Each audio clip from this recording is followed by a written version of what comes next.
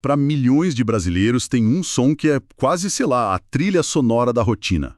É o bip da maquininha de cartão na hora do almoço ou no caixa do supermercado. A gente está falando do Vale Refeição e do Vale Alimentação, aquele benefício que, para muita gente, já é parte da renda, né? Mas e se esse sistema, que parecia funcionar do mesmo jeito há décadas, tivesse acabado de passar por uma transformação gigante? Pois é exatamente isso que aconteceu. Hoje, nossa análise vai dissecar um novo decreto que vira esse jogo de cabeça para baixo. A ideia é entender o que muda na prática para cada peça desse quebra-cabeça. Quem usa o cartão, o restaurante que aceita e a empresa que oferece o benefício. E é fundamental a gente dimensionar essa mudança. Não estamos falando de um ajuste pequeno, cosmético. É uma modernização profunda do Programa de Alimentação do Trabalhador, o famoso PAT, que, olha só, vai fazer 50 anos em 2026. A visão do governo aqui é bem clara, é pegar uma estrutura lá dos anos 70 e trazer para o século XXI. A ideia é alinhar tudo às novas tecnologias e, principalmente, injetar uma dose enorme de competição e transparência num setor que, nossa, movimenta bilhões. Ok, vamos mergulhar nisso então. Para começar, acho que faz sentido olhar para o que já está valendo. As regras que entraram em vigor agora e já estão impactando o dia a dia. Eu penso muito no dono do pequeno restaurante, sabe? Da padaria de bairro. Sempre ouvi que as taxas das operadoras de benefícios eram bem altas. A nova regra coloca um teto. O que significa, na prática, esse limite de 3,6%? E os 2% na tarifa de intercâmbio? Isso faz diferença mesmo no caixa? Faz uma diferença substancial. Essa questão das taxas é o coração do problema para o comerciante. Antes, as operadoras tinham liberdade total para negociar, e na prática o poder de barganha era todo delas. Um restaurante pequeno, por exemplo, não podia se dar o luxo de não aceitar a principal bandeira de vale da região. Aí acabava aceitando taxas de 7%, às vezes 8%. Nossa, é muita coisa. Agora o governo chega e diz, o máximo é 3,6%. E a tal tarifa de intercâmbio, que é uma taxa interna do sistema, fica limitada a 2%. É uma tentativa de reequilibrar a balança que sempre pendeu muito para o lado das grandes operadoras. Certo. Então o comerciante paga menos taxas, o que já é um alívio. Mas e de que adianta pagar menos se o dinheiro demora uma eternidade para cair na conta? Eu ouvi falar que essa espera era um problema seríssimo. Coisa de 30 dias ou mais para receber, né? O fluxo de caixa é o que geralmente quebra os pequenos, não é? Exatamente. Fluxo de caixa é o oxigênio de qualquer negócio, principalmente dos pequenos. Eu conversei com a dona de uma padaria em São Paulo outro dia. Ela me disse que, com o prazo antigo, ela vivia no vermelho na última semana do mês, sabe? Imagino. Fazendo malabarismo para pagar o fornecedor de farinha enquanto esperava o dinheiro do vale entrar. A nova regra é taxativa. O repasse tem que ser feito em, no máximo, 15 dias corridos. Para essa dona de padaria, isso significa pagar as contas em dia, ter tranquilidade. É a diferença entre sobreviver e prosperar, de verdade. É um impacto muito concreto. Mas fico pensando, as operadoras não vão simplesmente tentar compensar essa perda de receita de outro jeito. Se elas não podem cobrar tanto dos restaurantes e precisam pagar mais rápido, não tem o risco desse custo ir para a empresa contratante ou, sei lá, até para o trabalhador, com alguma taxa de manutenção do cartão, por exemplo? É uma preocupação legítima, sim, e um risco que o mercado vai observar de perto. Mas a lógica do decreto é que, aumentando a competição, você limita essa capacidade de simplesmente repassar custos. Se uma operadora tentar aumentar muito o preço para a empresa, outra menor e mais ágil pode surgir com uma proposta melhor. A aposta é que o mercado se autorregule. E um ponto importante para quem usa o cartão. O valor do benefício e a finalidade dele não mudam, tá? Ah, bom. O decreto até reforça que o uso é exclusivo para alimentação. A ideia é garantir que o benefício cumpra o propósito original. Ok. Essas mudanças de agora já ajudam o comerciante. Mas, para quem usa o cartão, a grande dor de cabeça sempre foi outra. Aquela cena clássica.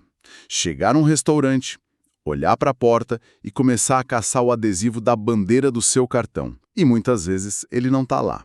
É aqui que a coisa fica bem interessante, porque o decreto promete acabar com isso, a tal da interoperabilidade. O que é isso exatamente? Interoperabilidade é a palavra técnica para uma coisa muito simples. Liberdade. A partir de 10 de maio, começa um processo gradual para que o cartão de vale-refeição ou alimentação deixe de ser, prisioneiro de uma rede específica. Como assim? Hoje, se seu cartão é da bandeira A, ele só funciona na maquininha que tem contrato com a bandeira A, certo? Certo. Essencialmente, se o lugar aceita pagamento eletrônico, ele vai ter que aceitar o seu vale. Peraí, na teoria isso soa como um sonho para o consumidor. Liberdade total. Mas, sendo um pouco cético, isso não é uma receita para o desastre tecnológico. Fazer dezenas de sistemas diferentes conversarem entre si. Eu já imagino o caos. O sistema instável, o cartão falhando na hora do almoço, o dono do restaurante sem saber o que fazer. Isso é viável em tão pouco tempo? O desafio tecnológico é gigantesco, não dá para negar. E é por isso que a implementação está sendo em fases. Não é como virar uma chave de um dia para o outro.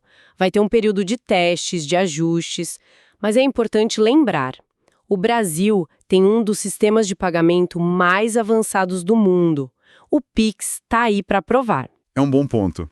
Vai ter percalço no caminho? Provavelmente. Mas a direção é essa. A tecnologia existe. Então, essa interoperabilidade é o que efetivamente mata as redes fechadas, certo?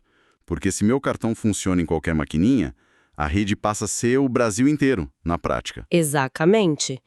E o fascinante aqui é o impacto estratégico disso. A rede fechada era o principal ativo, o grande diferencial competitivo das operadoras dominantes. Elas investiam milhões para construir uma rede exclusiva. Isso criava uma barreira de entrada quase impossível para novos concorrentes. A nova regra vira essa lógica de ponta cabeça. Ela diz que esse modelo fechado só vai ser permitido para empresas bem pequenas que atendam até 500 mil trabalhadores. Tem esse detalhe. Acima disso, a operadora é obrigada a abrir o sistema. Isso força as empresas a competirem em outro terreno. Não adianta mais dizer, me contrate porque eu tenho a maior rede. Agora elas vão ter que dizer, me contrate porque meu aplicativo é melhor, meu atendimento é mais eficiente. A competição vai da quantidade para a qualidade. Isso muda tudo. Agora vamos para o último elo dessa corrente, que é quem paga a conta inicial. As empresas, os empregadores. O decreto proíbe uma prática muito comum chamada rebate, que basicamente era um desconto que a operadora dava para a empresa que a contratava. Minha primeira reação é, por que proibir um desconto? Se eu sou uma empresa com 20 mil funcionários, eu tenho um poder de barganha enorme. Não é justo eu conseguir condições melhores? Isso não soa meio estranho? Essa é a crítica central de alguns setores, e é um debate válido. A justificativa do governo, no entanto, é que o rebate não era um simples desconto comercial. Ele era o sintoma de um mercado que não funcionava bem. Esse dinheiro de volta não vinha do lucro da operadora, entende? Muitas vezes ele era financiado pelas taxas excessivas cobradas lá dos restaurantes. E ou pela receita de deixar o dinheiro dos repasses rendendo por 30 dias. Na prática, o dono do pequeno restaurante subsidiava o desconto que a grande corporação recebia. Nossa, que ciclo! Exato! Criava um ciclo vicioso. As gigantes usavam o rebate para atrair mais clientes grandes, o que dava mais poder para impor taxas altas nos comerciantes, o que gerava mais dinheiro para oferecer mais rebates. As operadoras menores ficavam de fora do jogo. Entendi. Então não era um desconto real sobre o serviço, mas um repasse de custos de uma ponta para outra da cadeia. E ao proibir isso, a intenção é fazer com que o preço reflita o custo real do serviço. Precisamente. A ideia é que a competição seja transparente. A empresa que contrata o benefício deve escolher o fornecedor com base na qualidade, na taxa de administração, na tecnologia e não em quem oferece o maior cashback. O mais interessante é pensar nas consequências. As grandes do setor que construíram seus impérios com base nisso, agora precisam se reinventar. Elas perdem a principal arma delas. Perdem. A competição vai para um campo novo. Elas vão ter que investir pesado em experiência do usuário, em aplicativos que funcionem bem, em análise de dados, vão ter que aprender a competir em inovação, algo que não era o foco principal quando o tamanho da rede e o rebate resolviam tudo. Então, o que tudo isso significa? Se a gente amarra todas essas peças, o cenário que surge é o de um ecossistema sendo forçado a se modernizar. Para o trabalhador, a promessa é de uma liberdade de escolha que nunca existiu. Para o dono do restaurante, é a chance de ter condições mais justas e mais fôlego financeiro. E para as empresas, a mudança implica numa escolha mais limpa, focada na qualidade real. É uma reforma completa de um sistema de 50 anos. Exato.